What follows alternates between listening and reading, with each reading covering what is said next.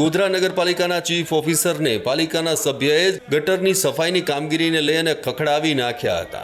આમ ગોધરા નગરપાલિકા ખાતે ભૂગર્ભ ગટરની સફાઈને લઈ પાલિકાના સભ્યએ હોબાળો કરી નાખ્યો હતો, કેમ કે ગટરની સફાઈ મુદ્દે અવારનવાર રજૂઆતો કરવા છતાં કામગીરી નહોતી થતી, જેથી પાલિકાના સભ્ય સૈયદ જલાલુદ્દીન આ રીતે રોષે ભરાઈ ગયા હતા અને તેઓએ તો ચેમ્બર ખાતે હોબાળો કરી અને એક સમયે એવું કહી દીધું હતું, જો કામગીરી નહીં કરવામાં આવે તો આખું એ ચેમ્બર પાલિકા લાવી અને ભરી દઈશ। હું ગ્રેજ્યુએટ માણસ છું, કોઈ અભણ માણસ નથી।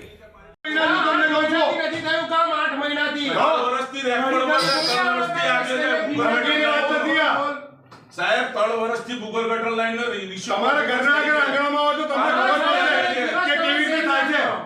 સાહેબ પગ વાર તમે કેટલા રેકોર્ડિંગ મોકલ્યા છે? અહીંથી કોઈ માણસ મોકલો, તમારો જવાબદાર તમે ખાલી તેની સ્મેલ લો, બસ હું એમ કહું છું। આખા દિવસ ઉભા રહો તમે। આ પોસ અમારા રમજાન મહિનો ચાલે છે, જરાક તો વિચારો યાર। તમે કહો છો કે નથી 3 વર્ષથી ઓન રેકોર્ડ અરજીઓ આપું છું, સહીઓ કરેલી છે મારી પાસે। તે સ્વાગતમાં પણ હું રજૂઆત કરી ચૂક્યો છું ભૂગર્ભ ગટર આ પ્રતિનિધિ સ્વાગતમાં બી તે દાડા તમે સાહેબ તમને સ્વાગતમાં તે દાડા મેં આ વિષયમાં બચાયા કે ચાલો ઊભા થાઓ મારા જોડે। ડીડીઓને મેં કીધેલું કે ચાલો મારા જોડે કે કેવી પરિસ્થિતિ છે, તે દિવસે તમારો બી બચાવ કર્યો મેં। હકીકત છે આ વસ્તુ, હું જે કહું છું એનો જવાબ આલો મને। એ વસ્તુ હકીકત છે સર કે આ સ્વાગતમાં જે દાડા આપણે ગયા ને સ્વાગતમાં તમારો બચાવ આ વિષય પર મેં કર્યો તમારો દામોર કેસ જો કેટલા વખત કે એ કેસ હું 1000 વખત આયા। સોલ્યુશન શું? હું નોકરી નથી કરતો, પગાર નથી લેતો, ટેકનિકલ પોઈન્ટ એમનો છે, મારો નથી। મારો કાઉન્સિલરનું કામ એટલું જ છે, કાઉન્સિલ કરવાનું છે, કાઉન્સિલ કરવાનું છે। હું ડબલ ગ્રેજ્યુએટ માણસ છું, એટલે અભણ નથી।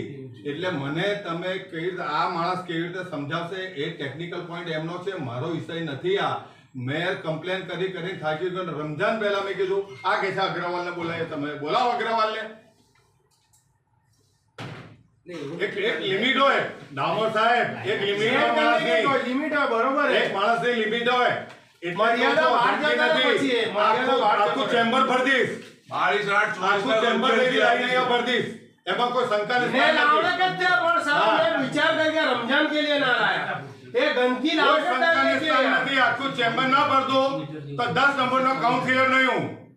ના ચાલે કે પ્રશ્ન